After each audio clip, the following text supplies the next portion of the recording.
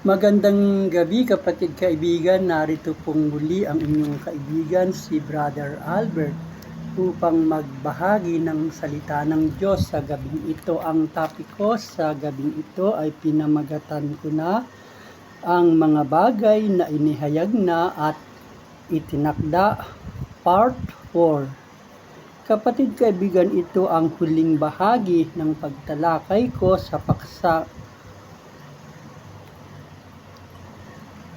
ang mga bagay na itinakda at inihayag at itinakda na kung saan ay ang huling bahagi na aking tatalakayin sa gabing ito ay patungkol sa the new heaven and the new earth, na kung saan ay tinalakay na natin ang naunang tatlo, ang rapture, ang tribulation, at ang the millennial reign of Christ.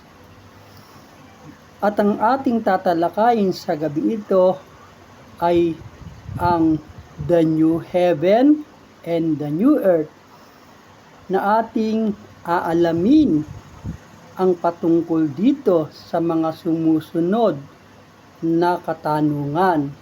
At narito ang mga katanungan.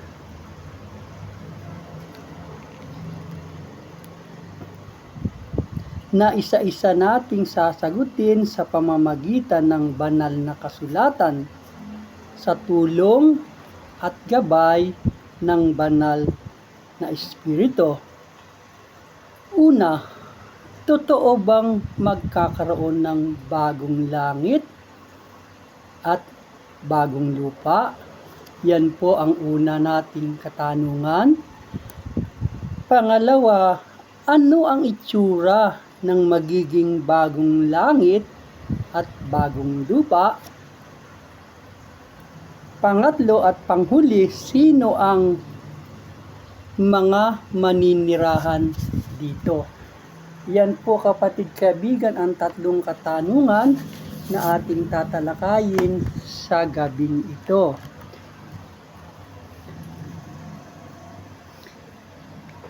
Ating alamin ang kasagutan kung ano ang sinasabi ng banal na kasulatan patungkol dito.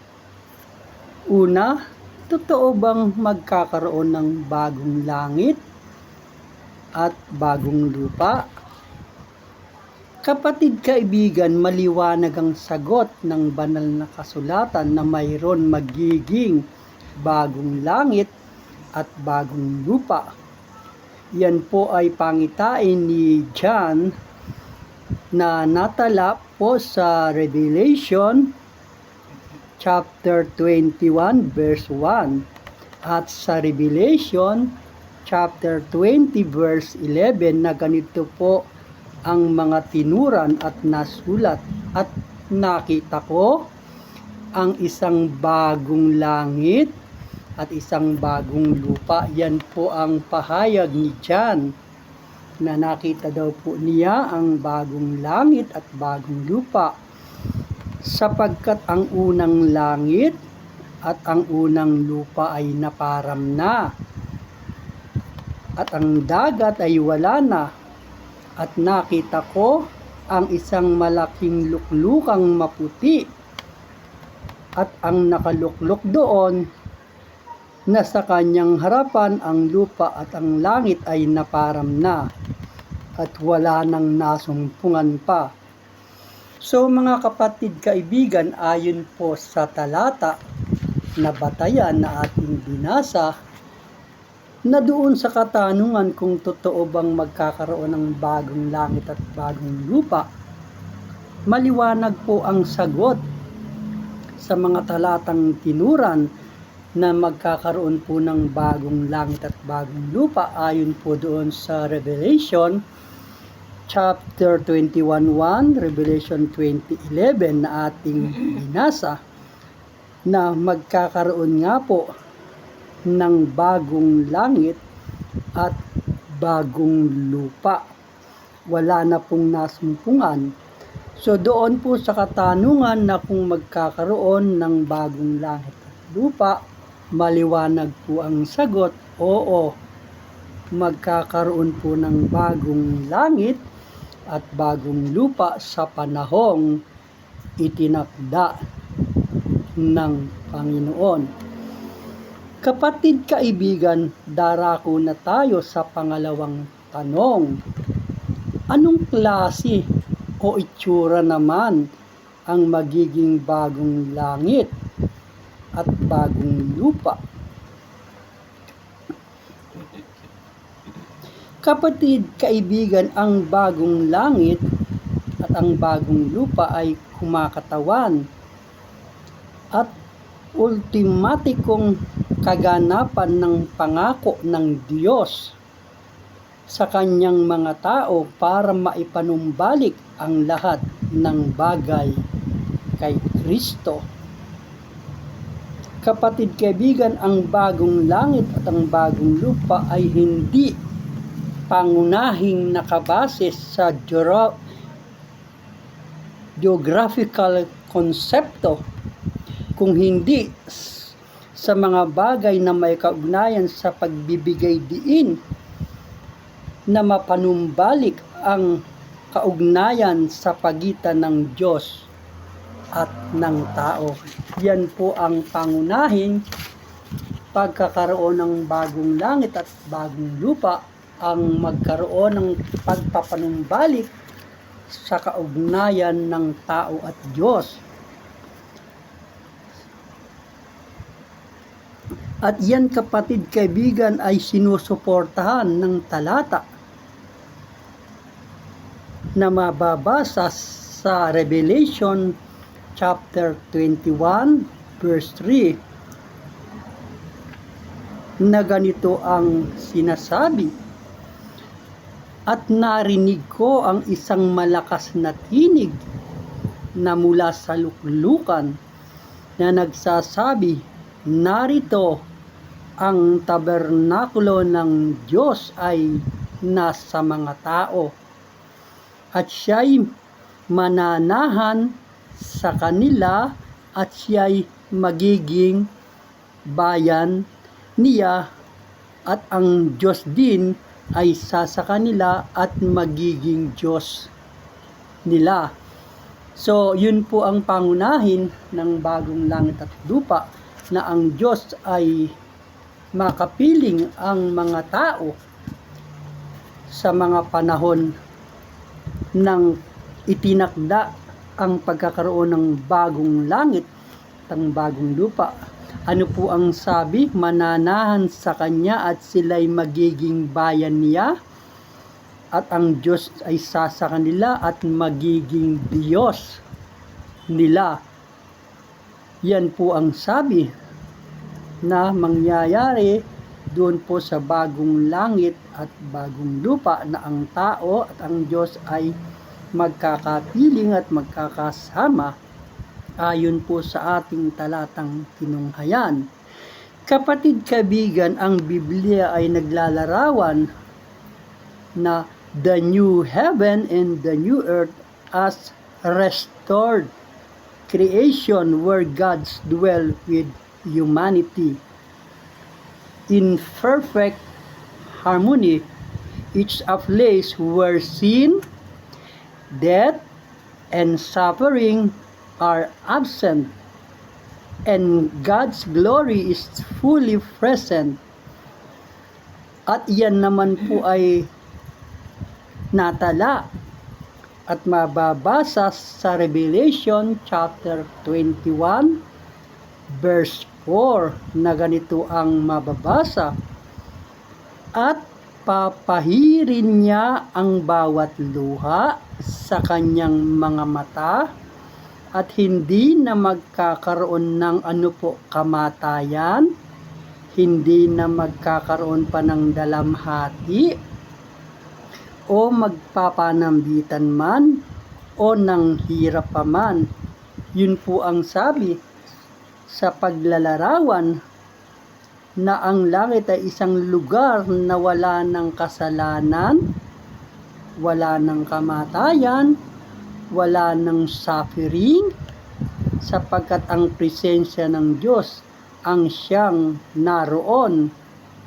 Ayon po sa talatang ating binasa sa Revelation chapter 21 verse 4. Ano po ang sabi? Papahirin niya ang bawat luha sa kanilang mga mata, at hindi na magkakaroon ng kamatayan, hindi na magkakaroon pa ng dalamhati o ng panambitan man o ng hirap pa man.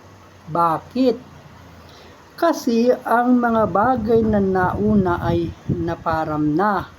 Yun po ang mangyayari dahil yung pong naunang bagay ay nawala na. Dahil nga po, bago ng langit at bago ng lupa. Hindi po kagaya ng ating kasalukuyang tinitiran sa tahanang lupa sa kapanahunan ay batbat ng hirap, batbat ng pagluha, ng sakit, at pinakahuli ay ang pagkakaroon ng kamatayan. Doon po sa bagong langit at bagong lupa na itatatag ay wala na po ang mga bagay na ito. Iyan po inilalarawan ang magiging bagong langit at bagong lupa sa katanungang anong itsura ba ng bagong langit at bagong lupa? Mayroon ang matitiran ang mga tao. Ayon po sa ating binasa, yun nga po, ang bagong langit at bagong lupa ay ang kasama ng mga tao ay ang Panginoon. Ang presensya ng Panginoon ang sa kanila, magiging Diyos nila, at sila ay kasama ng Panginoon doon po sa tinatawag na bagong langit at bagong lupa na kung saan wala ng pighati, wala ng kamatayan, wala ng panambitan o paghihirap man, at maging ang kamatayan ay wala na po. So yan po kapatid kaibigan, inilalarawan ng banal na kasulatan kung anong klase at itsura ng bagong langit at bagong lupa magkakaroon sa hinaharap. Kapatid kaibigan, darako na po tayo sa ikatlong katanungan. Sino ang mga maninirahan dito? Yan po yung huling katanungan at panghuling katanungan na ating sasagutin sa gabing ito sa pamamagitan mismo ng banal na kasulatan. Kapatid kaibigan, malinaw ang deklarasyon ng Biblia patungkol kung sino lang ang makakapanirahan sa bagong langit at bagong lupa. Hindi po kasi lahat makakapanirahan sa bagong lupa.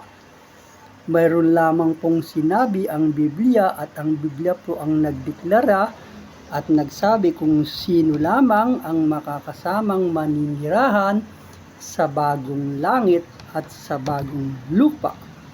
Where the Bible says those whose name are written in the Lamb Book of Life will dwell there. Ang linaw po ng sabi, na kung sino lang daw po ang nasulat ang pangalan sa aklat ng Kordero ay siyang kasamang maninirahan doon. So, ibig sabihin po, kung hindi nasulat ang pangalan mo, ay hindi ka po kasamang maninirahan doon.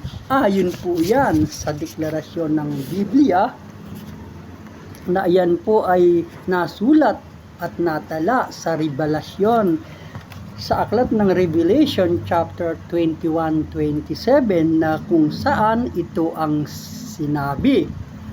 At hindi papasok doon sa anumang paraan ang anumang bagay na karumal-dumal o siyang gumagawa ng kasuklam-suklam at ng kasinungalingan, kung hindi yaon lamang na mga nasulat sa aklat ng buhay ng Kordero.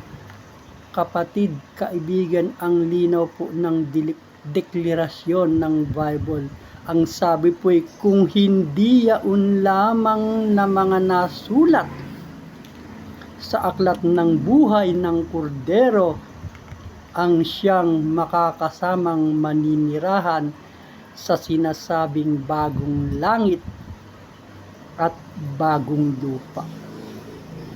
Kapatid, bago ako tuluyang magtapos sa pagtalakay sa paksang ito, nais ko lang sanang mag-iwan ng katanungan na tinanggap mo na ba si Kristo bilang iyong tagapagligtas at Panginoon ng iyong buhay, na kung saan ito lang ang paraan na matala ang iyong pangalan sa aklat ng buhay, na dahil ito lamang ang paraan para makaiwas sa tiyak na kapahamakan sa impyerno, na kung saan kung sino man na ang pangalay hindi natala sa aklat ng buhay ay ihahagis sa lawang apoy. Para pagtibayin ang sinasabi ko, ating basahin ang Revelation chapter 20 verse 15 na ganito po ang nasulat: at kung sino man ay hindi nasumpungan na nakasulat sa aklat ng buhay, itatapon sa dagat-dagatang apoy. Hindi po ako, kapatid, ang nagsabi na kung ang sino mang hindi nasumpungang nakasulat ang kanyang pangalan sa aklat ng buhay ay maliwanag po ang sabi, itatapon sa dagat-dagatang apoy. Ayon po yan sa ating binasa sa Revelation chapter 20 verse 15. Kapatid, kaibigan, ang lugar na impyerno ay isang lugar na mayroong entrance pero walang exit. Once nakapasok ka na, wala nang chance na makalabas ka pa. Kapatid, kaibigan, may pagkakataon pa na huwag mangyaring maparoon sa impyerno, at ang pagkakataon ay ngayon sa pamamagitan ng pagkilala at pagsampalataya kay Kristo sa ginawa niyang pagliligtas sa sino mang tao na tatanggap sa Kanya bilang Panginoon at tagapagligtas. At marahil isa ka sa binibigyan ng pagkakataon ng Panginoon na maligtas upang huwag dumating sa araw ng pagsisisi na kung saan ay napunta sa lugar na walang hanggan kaparusahan, sa lugar na tinatawag na hell or impyerno, na ang dahilan lang ay ang pagtanggi kay Kristo sa kaligtasang ino-offer niya sa iyo. Kapatid, ikaw na nanunood ng video ito, hindi ito aksidente. Ito ay itinakda ng Diyos na marinig mo para mabigyan ka ng pagkakataon na makapagbalik loob sa Kanya at magsisi, sapagkat ayaw ng Panginoon Diyos na kung maaari sino man ay maparoon sa lugar ng kaparusahan.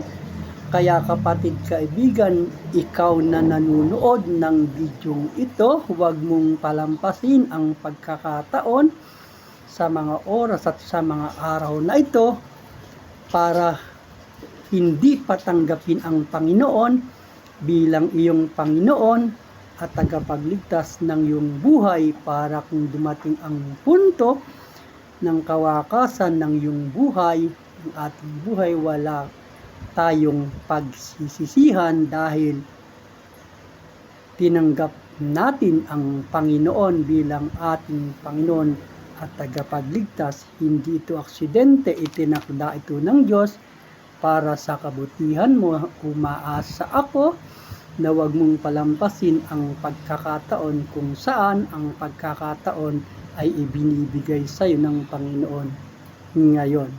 Salamat kapatid, kaibigan, sa pagsama sa akin sa maikling oras ng pagtalakay sa gabing ito sa paksang sa paksa na ang mga bagay na inihayag na at itinakda na ito po ang huling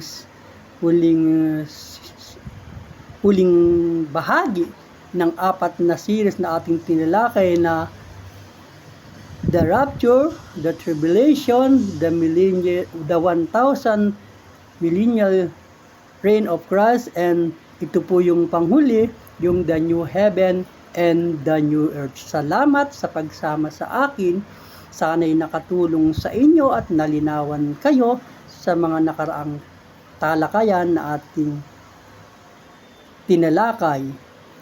Ingatan, pagpalain tayo ng Panginoon sa gabing ito sa ating pansamantalang pamamahinga at pagtulog upang bigyang daan kapahingahan ang mga lupang katawan na pagod sa maghapon ng paggawa. Amen.